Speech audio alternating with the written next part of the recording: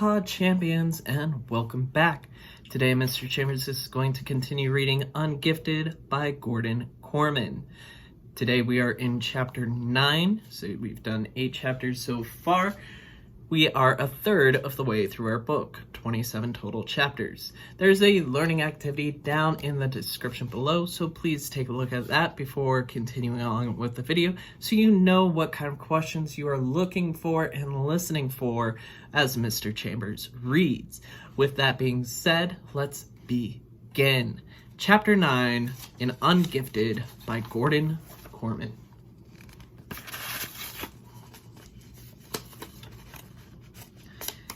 Chapter 9, Unfailing. Noah Youkilis, IQ 206. These were my math test results for the semester so far. 0 out of 20, 1 out of 15, 4 out of 35, and incomplete. This was my math grade on my progress report, A+. I explained to Miss Bellaquava that my score was actually 4.52%, a solid F- on any reasonable scale. She just laughed and changed the A+ to an A++.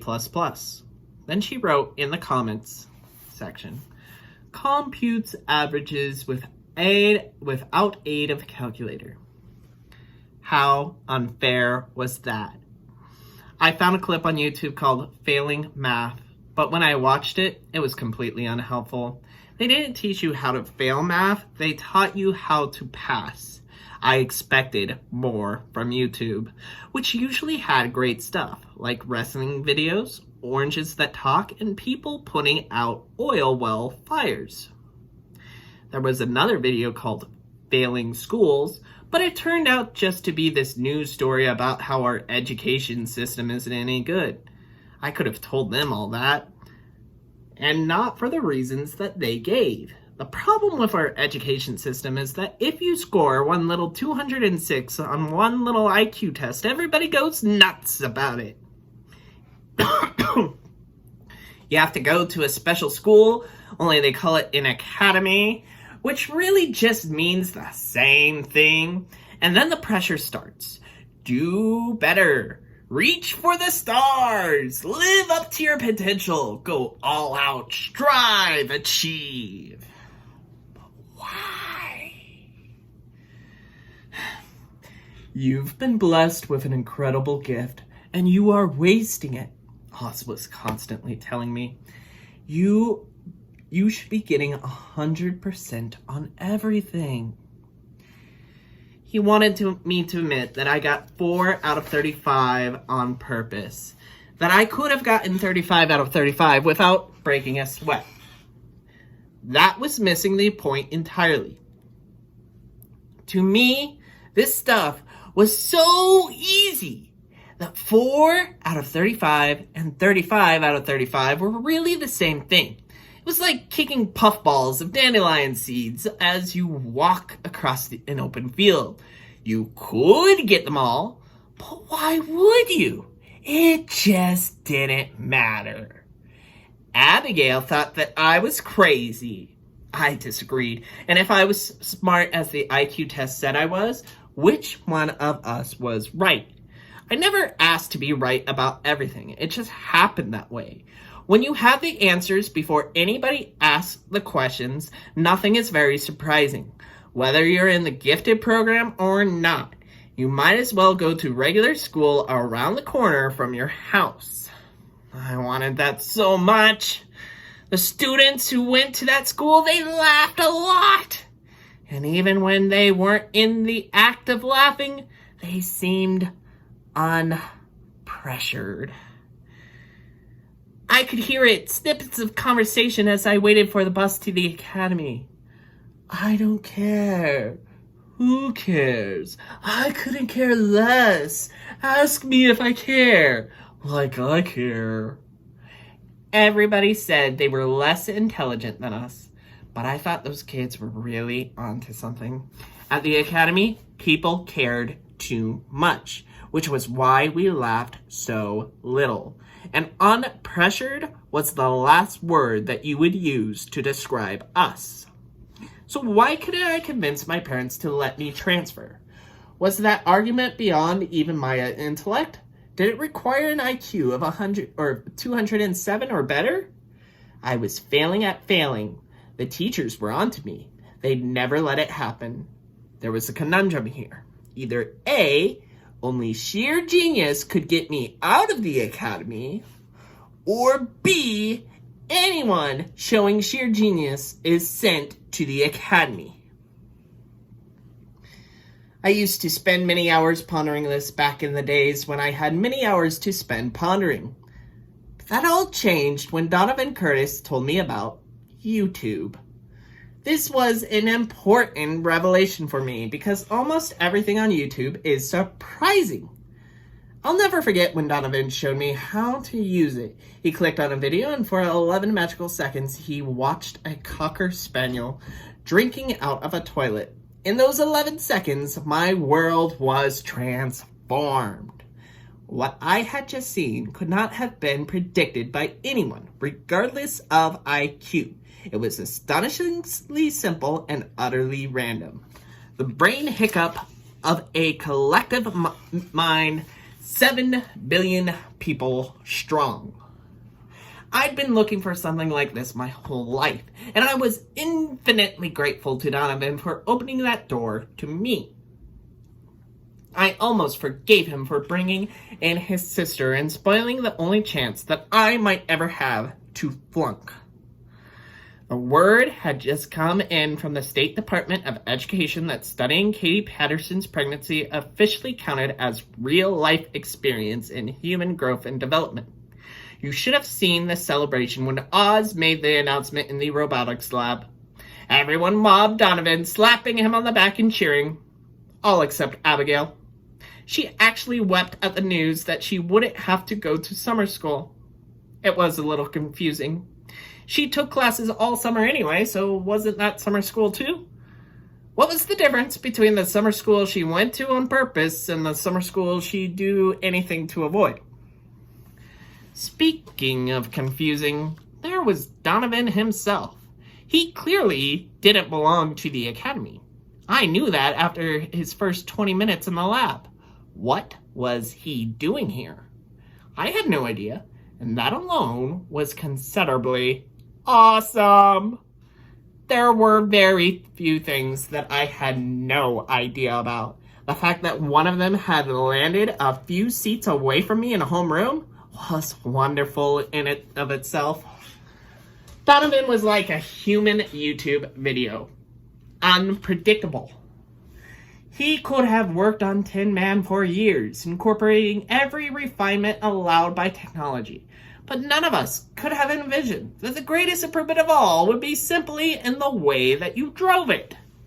Yet when Donovan took over the joystick, the answer was right there for all of us to see. It also made excellent YouTube footage. Google, Tin Man, Metallica SquarePants exposes teacher's underwear. And the clip should come up. It already had more than 1,000 page views, making it my greatest hit so far. Picture this. Miss Belacqua was covering for Oz in the lab, and one fork of the robot's lift mechanism got under her skirt.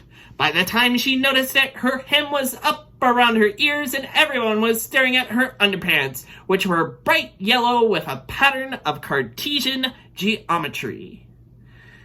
Miss Belacqua didn't accept Donovan's apology. You'd think a math teacher who wore Cartesian geometry underwear would have a better sense of humor. But she was really mad.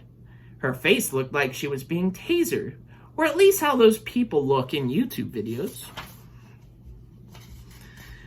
We were just getting calmed down after that bah-ha-ha.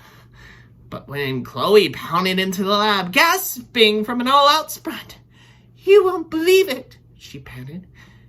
"They still haven't fixed the Hardcastle gym, so they're moving the Valentine's dance here."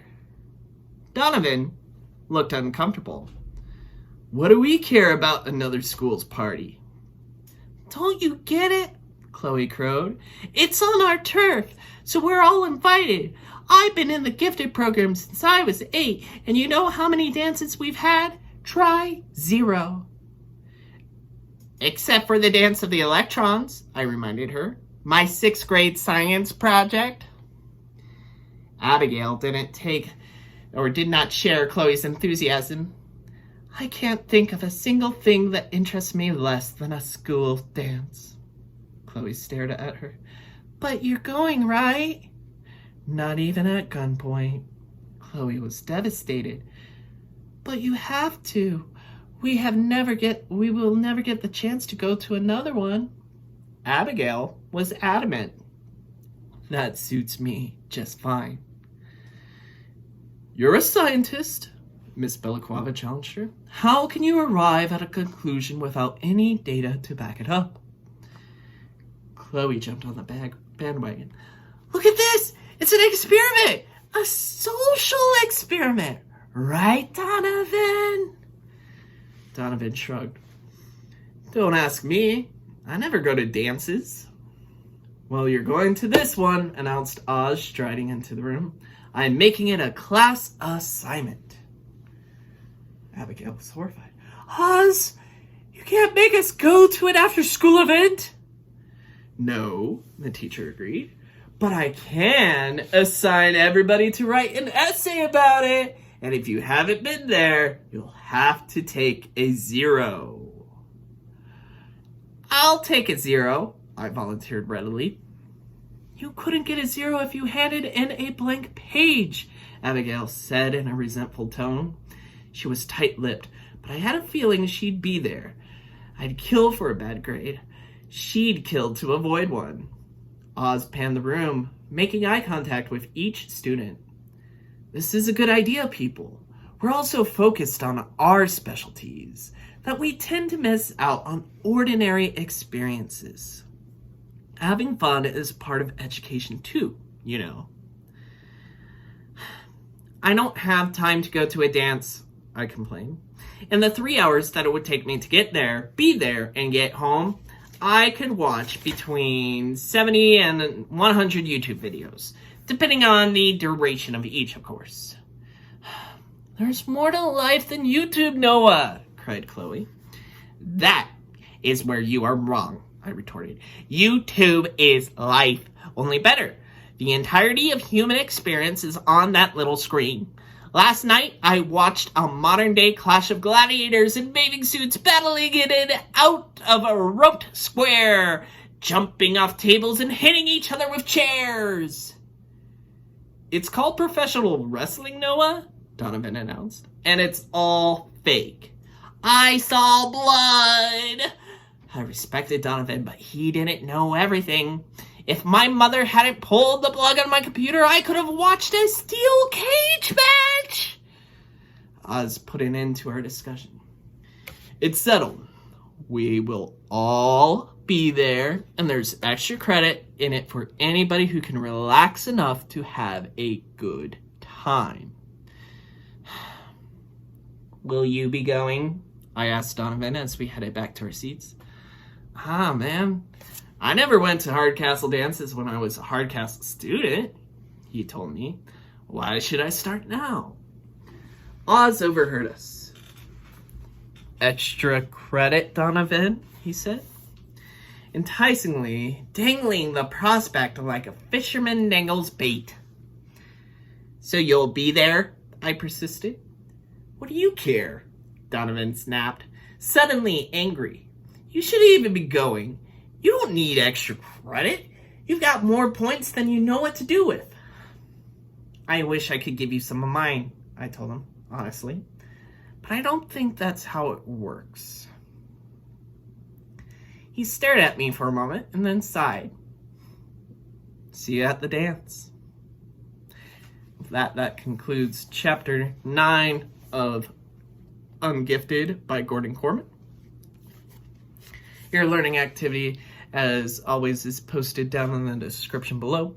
Thank you for tuning in and listening to Mr. Chambers read another part of this story. Hopefully you are enjoying it, and I'll see you in the next video. Take care, Stay awesome. Bye.